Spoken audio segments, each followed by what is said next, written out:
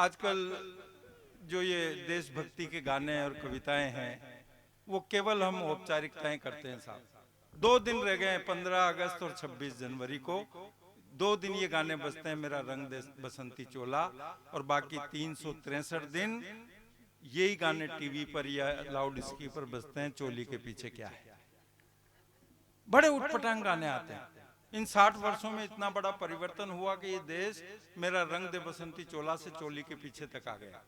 ऐसे ऐसे उटपटांग गाने आते हैं। अभी हम कार में आ रहे थे तो रमन जी ने एक कैसेट लगा दी, पुराना गाना, मेरा पसंदीदा गाना था कि चलते चलते कहीं बैठ जाता हूँ मैं, बैठा बैठा ही लेट जाता हूँ मैं, लेटा लेटा ही सो जाता हूँ मैं, सोता सोता ही फिर उठ जाता हूँ मैं, उठ करके फिर चल देता हूँ मैं, क्या यही प्यार है।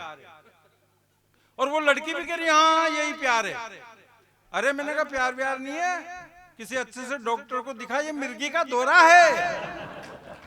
ऐसे ऐसे गाने आते हैं। वो ऋतिक रोशन एक गाना आता है, मेरा दिमाग खराब हो जाता है, टीवी बंद कर देता है, इसके अलावा कोई चारा ही नहीं है।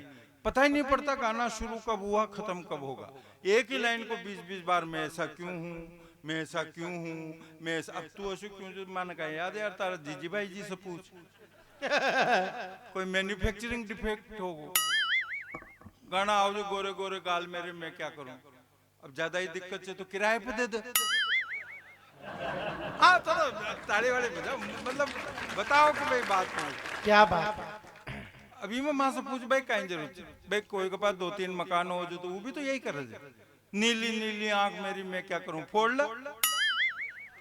पर्वतों से आज मैं टकरा गया, क्यों टकरा गया भाई, अंधोचे गए। सर कायले खटिया जाड़ा लगे, जाड़े में बलम बड़ा प्यारा लगे, क्यों गर्मी में कहीं दुश्मन लागे जेगे। वो फिल्म करण अर्जुन में एक गाना आयो, छत पे सोया था बहनोई, उठी कोई भी कोई ना टी जाको था तो, छत पे सोया था बहनोई में तने समझ के सो गई, और मुझे माफ करना राणा जी में दीवानी सी हो गई। वारी दीवानी, वो तो छत पे कोई बहनोई सीधो साधो सो होगो।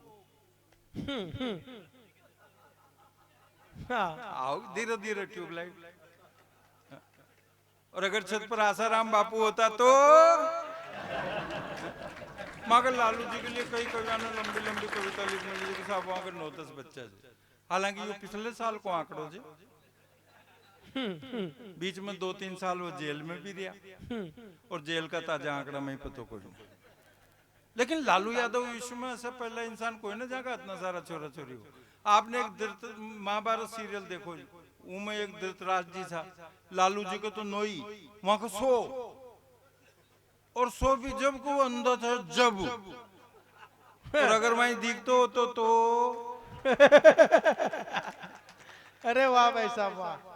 तो फिर सिर्फ दो, कोई कुछ भी लिख देता है, दूध बन जाऊंगी, मलाई बन जाऊंगी, बोतल में डाल दो शराब बन जाऊंगी, चटाई बन जाऊंगी, रजाई बन जाऊंगी, तारा बाप को ही रात से मर्जी पड़ेगी जो बन जाओगी, तू कोई इच्छाधारी नागिन से गए। और एक टुकड़े पे तो एक एक श्रोता अपने आप तालियां बजा देगा। एक पिक्चर में माधुरी दीक्षित 2.5 फीट उछल उछल गए, मेरा पिया घर आया ओ राम जी, मेरा पिया घर आया ओ राम जी, अरे मेरा पिया, अरे भाई ये मात्र उछल कूद मचा भाई क्या जरूरत है, सबका पिया घर नहीं आओ जी, की को पड़ोस में जा रही जी, और जो पड़ोस में जा रही थी वो पिया थोड़ी जो, तो पिया जे वाह। ये वजह से वो जा रहे। इन सब बातों के पीछे, इन सब गानों के पीछे जो मैसेज, जो संदेश मैं समाज तक पहुंचाना चाहता हूं, मैं इनको बहुत बहुत बधाई धन्यवाद देता हूं कि इतनी देर तक ये महिलाएं यहाँ बैठी हैं। इनको मेरी सबसे चर्चित कविता समर्पित करता हूं, इनके लिए मैंने लिखी है। आप लोग भी जहाँ जहाँ बात आपको अच्छी लगे, सच्ची लगे, तालियों से इस कविता में नवाजना सुनिए। और अब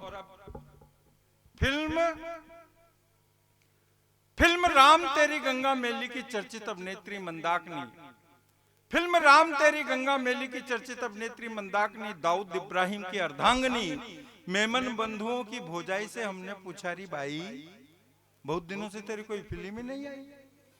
हमने पूछा री भाई, बहुत दिनों से तेरी कोई फिल्म ही नहीं आई, जनता तड़पड़ा रही है अपनी आंखें सेकने के लिए, और तुझे झरने के नीचे नहाते हुए देखने के लिए। वाह। अच्छी बात पर तालियां आनी चाहिए ताकि मुझे लगे कि मेरी बात आप तक पहुंच रही है और समझ में आ रही है। जनता तड़पड़ा रही है अपनी आंखें सेकने के लिए और तुझे झरने के नीचे नहाते हुए देखने के लिए, क्योंकि फिल्म का पर्दा सिर्फ कहने का पर्दा है, बाकी वहां सब कुछ बेपर्दा है। वाह क्योंकि फिल्म का पर्दा सिर्फ कहने का पर्दा है, बाकी वहां सब कुछ बेपर्दा है। सरपंच साहब, पर्दा शब्द का प्रयोग या उपयोग किसी भी चीज को ढकने के लिए काम में लाया जाता है, लेकिन ये टीवी और फिल्म के पर्दे उघाड़ने के लिए काम में लाया जाए। जो काम पर्दों के पीछे होने के थे वो पर्दों के ऊपर हो रहे हैं। तब बात कहता हूं कि पर्दा चाहे छोटा हो या बड़ा, टीवी का हो या टाकीज का, पर्दा पर्दा नहीं है, एक गुसल घर है जिसके हवस की इकाई पर इस पूरी पीढ़ी के फिसलने का डर है। वाह वाह वाह वाह वाह। कि राम तेरी गंगा मैली की चर्चित अभिनेत्री मंदाकिनी दाऊद इब्राहिम की अर्धांगिनी मेमन बंधुओं की भौजाई से हमने पूछा, री भाई बहुत दिनों से तेरी कोई फिल्म ही नहीं आई, जनता तड़पड़ा रही है अपनी आंखें सेकने के लिए और तुझे झरने के नीचे नहाते हुए देखने के लिए, क्योंकि फिल्म का पर्दा सिर्फ कहने का पर्दा है, बाकी वहां सब कुछ बेपर्दा है। पर्दा चाहे छोटा हो या बड़ा, टीवी का हो या टाकीज का, पर्दा पर्दा नहीं है, एक गुसल घर है जिसके हवस की इकाई पर इस पूरी पीढ़ी के फिसलने का डर है। क्या बात है, वाह। जिसके हवस की इकाई पर इस पूरी पीढ़ी के फिसलने का डर है। बेशर्मी का साबुन है, बेशर्मी के झाग हैं, शावर के पानी में सेक्स की आग है, भारत की ढपली में पश्चिम की राग है और सभ्यता के टावल पर अनगिनत दाग हैं, और संस्कृति अंडरवियर बनियान की तरह खूंटी पर टांगी हुई है, लाज और शर्म शैम्पू की तरह पड़ोसी से मांगी हुई है। जो भी इस गुसल खाने में जाता है टोटी खोलता है, बस एक ही गाना बोलता है कि चोली के पीछे क्या है। वाह। ये गाना बड़ा फेमस हुआ साहब, और इस तरह के कई गाने बने और सारे फेमस हुए। और ये कविता मुझे इसलिए लिखनी पड़ी, मेरा 5 साल का बेटा स्कूल से पढ़कर के घर लौटा और मुझसे बोला कि पापा तुरु रू रू रू रू रू रू तुरु तुरु कहां से करूं मैं प्यार शुरू। अब ये भी मैं ही बताऊं, और वो भी 5 साल की उम्र में। इस टीवी ने इन छोटे छोटे बच्चों को इतना एडवांस कर दिया साहब, इतना एडवांस कर दिया कि छोटे छोटे बच्चे ऐसे लाजवाब जवाब सवाल करते हैं जिसका कोई जवाब ही नहीं। मेरे बेटे के स्कूल में मैडम ने उससे कहा कि बेटे ऐसा कोई वाक्य बताओ जिसमें भूतकाल, वर्तमान काल और भविष्य काल, तीनों काल एक वाक्य में एक साथ आ जाएं। तो उसने छूटते ही जवाब दिया कि मैडम 100 साल पहले मुझे तुमसे प्यार था, वाह। आज भी है और कल भी रहेगा। ऐसे ऐसे लाजवाब जवाब बच्चे देते हैं, प्रश्न ऐसे उठपटांग करते हैं कि बड़े बड़े बुद्धिजीवी निरुत्तर हो जाते हैं। एक दिन मेरे बेटे ने मुझे से पूछ लिया, बोले पापा आपकी शादी हो गई? मैंने कहा हो गई। उसने तुरंत दूसरा सवाल ठोक दिया, बोले पापा आपकी शादी किससे हुई? मैंने कहा बेटे मेरी शादी तेरी मम्मी से हुई। वो बोला पापा आपने भी गजब भी कर दिया, हद ही कर दी यार, घर के घर में ही शादी कर ली। वाह वाह। अब इसका क्या जवाब हो सकता है कि जो भी इस गुसल खाने में जाता है टोटी खोलता है, बस एक ही गाना बोलता है कि चोली के पीछे क्या है। ये गाना भी एक अजीब पहेली है जो सुलझ ही नहीं पा रही है, और 3-3 पीढ़ियां इस गाने को जन गण और मन की तरह से गा रही हैं। वाह। पिछले कई दिनों से ये प्रश्न हर आम आदमी के पीछे भागता है। दूध पीता बच्चा अपनी माँ का आंचल पकड़कर सवाल दागता है कि चोली के पीछे क्या है। अब उसे कैसे बताएं? और अभी रोक के रखिए तालियां।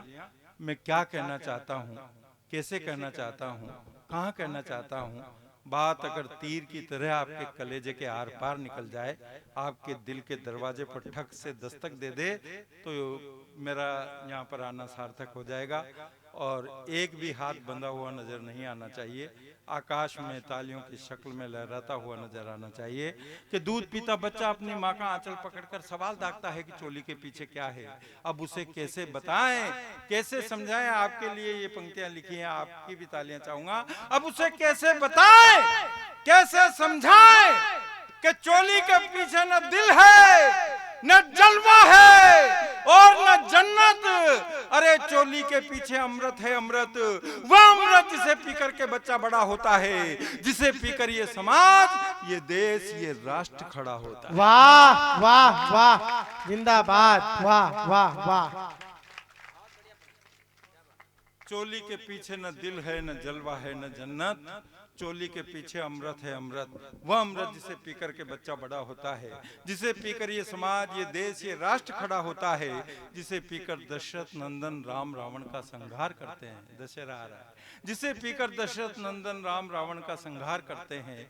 गोकुल के ग्वाले, दाऊजी के भैया, कृष्ण कन्हैया जिसके हर स्वरूप से प्यार करते हैं, जिसके लिए धनुर्धर अर्जुन अपना गांडीव टंकारते हैं, जिस अश्लीलता के लिए कृष्ण पूतना को मारते हैं, जिसकी आन के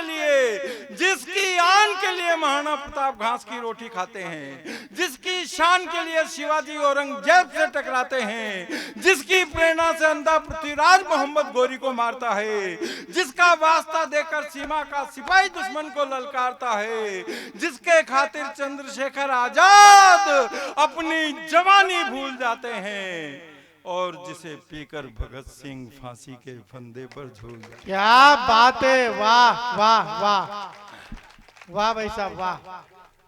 जिसे पीकर भगत सिंह फांसी के फंदे पर झूल जाते हैं, जिसे पीकर चंद्रशेखर आजाद अपनी जवानी भूल जाते हैं, जिसे पीकर भगत सिंह फांसी के फंदे पर झूल जाते हैं। ये गान का नहीं। चाय वाले तू भी रुक जा बेटा, हालांकि चाय वाले से कुछ कहना नहीं चाहिए, हो सकता है अगला यही हो।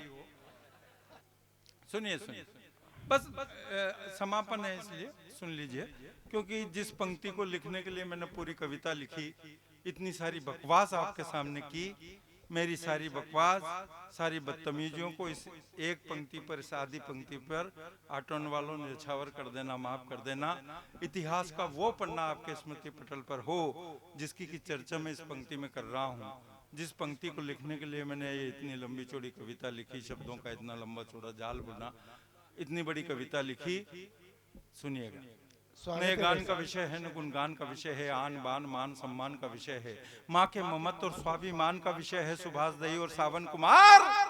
अरे आखिर तुमने भी तो इस अमृत को पिया होगा रे यार, अरे आखिर तुमने भी तो इस अमृत को पिया होगा रे यार। अगर वास्तव में तुमने अपनी माँ का दूध पिया है तो अपनी माँ की छाती पर अपने जवान नाखून अंकित मत करो, और भगवान के लिए पन्ना धाई की कहानी को कलंकित मत करो। क्या बात है, वाह वाह वाह, भगवान क्या बात है, वाह। भगवान के लिए पन्ना धाई की कहानी को कलंकित मत करो। चोली के पीछे वात्सल्य का दूध ही रहने दो, हवस का जहर मत भरो। वाह वाह, मत भरो। क्या बात है। बहुत बहुत शुक्रिया, बहुत बहुत धन्यवाद।